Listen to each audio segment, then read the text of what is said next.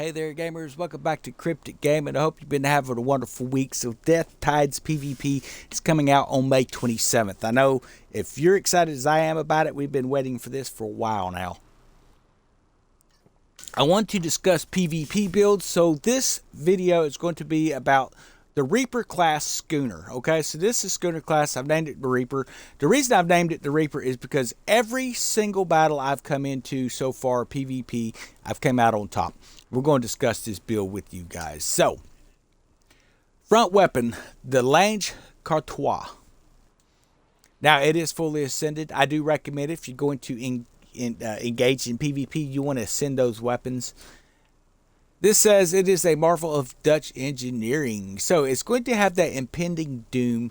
Hits 15% chance of inflicting a delayed explosive that deals 7,500 damage in a 65-meter radius after 4 seconds. This chance increases to 100% when hitting a weak point, and it says may only inflict one delayed attack per target. That's not typically what I see. I see it typically every time you hit a weak spot, you're going to actually trigger that delay effect. So it is nice to have. You're also kicking in that shell shock effect when you hit those weak spots. It does a great job on that.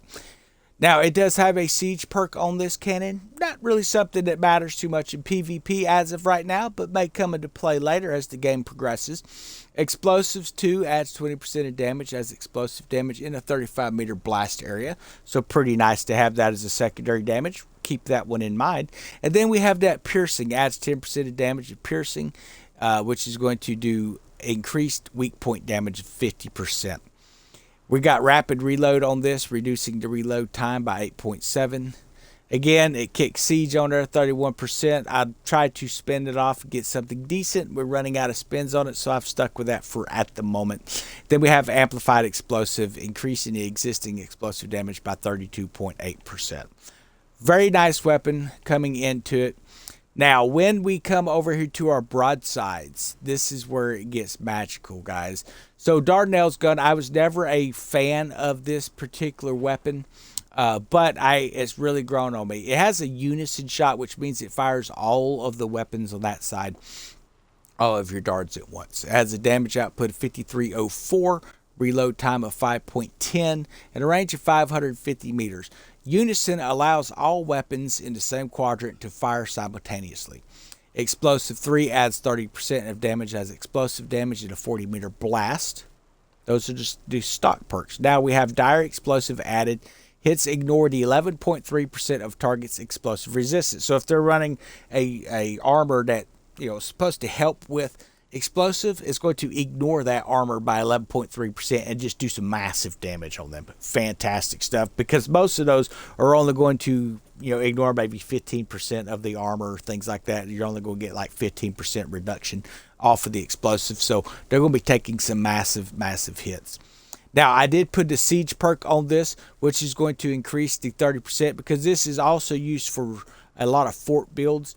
But like I say, does a fantastic job against other ships. I'm not going to change it. I do enjoy having that siege perk on there.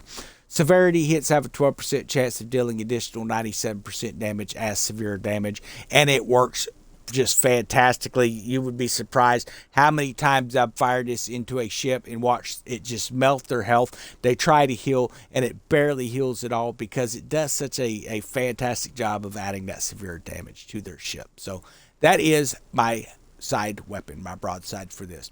Now, when it comes to the rear, I am using a Bombard 5. Now, for those who are unaware, if you're using a common weapon and you ascend it 4 times, it will technically be as strong, if not stronger, than most weapons. So, if we look here again, base damage on a Dardanel's fully ascended is 5304. Base damage on a Bombard 5 is 5443. Big change there, right? It rains a hail of destructive shells, damaging multiple foes in the area. It has an explosive 1 perk on the rear. Adds 10% of damage as explosive damage. So it's got a little bit of damage to it coming straight out of the gate. Then we've added shock, 9.6% of electric damage. We added shock again, 8.4% damage as electric damage. And then it has that siege effect on there, and then we added that second storm. All electric damage dealt by weapons is dealt to a nearby target.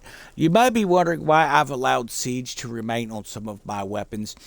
In the future of this game, the direction that it's headed, when it gets to a point where you're going to have clan builds and you have your own forts that you're defending or enemy forts that you're attacking,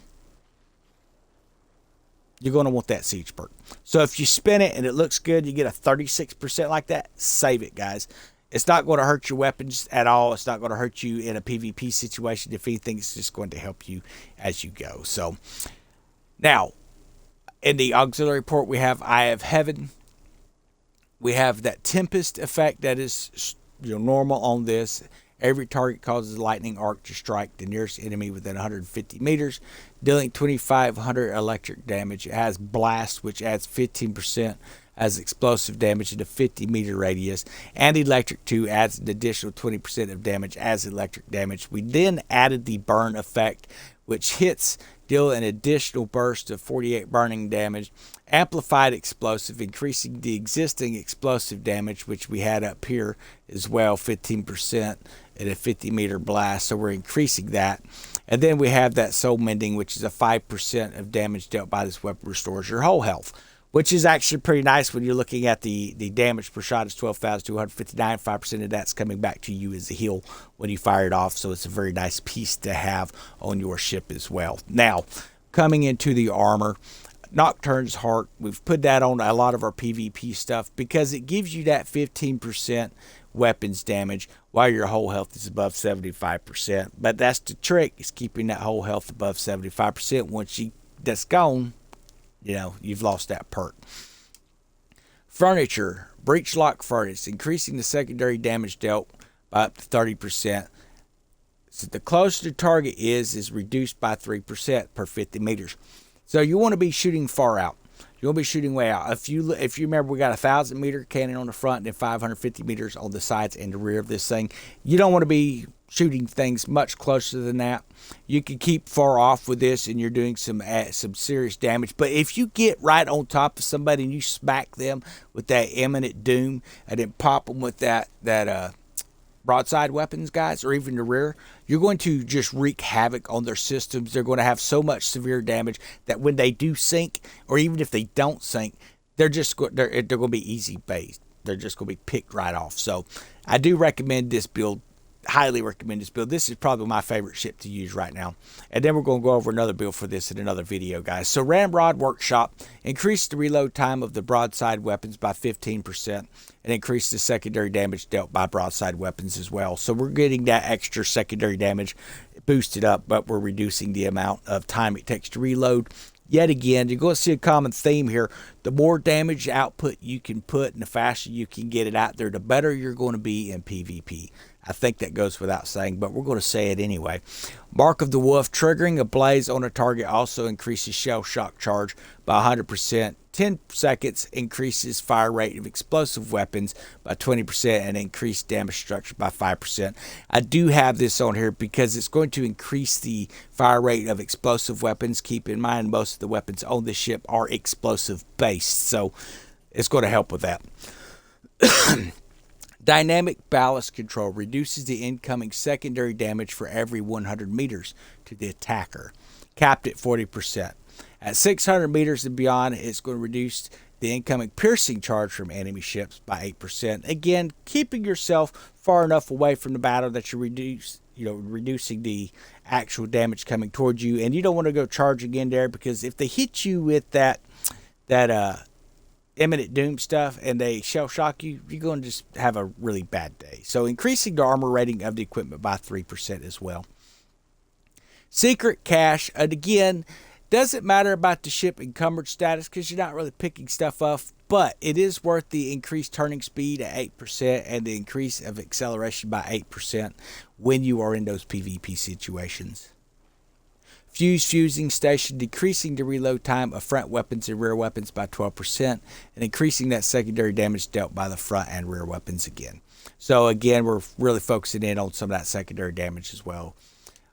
So that is my schooner build. That is one of my PvP builds we are calling the Reaper. I'm going to show you the Divine Wind build in another video. Have a wonderful day.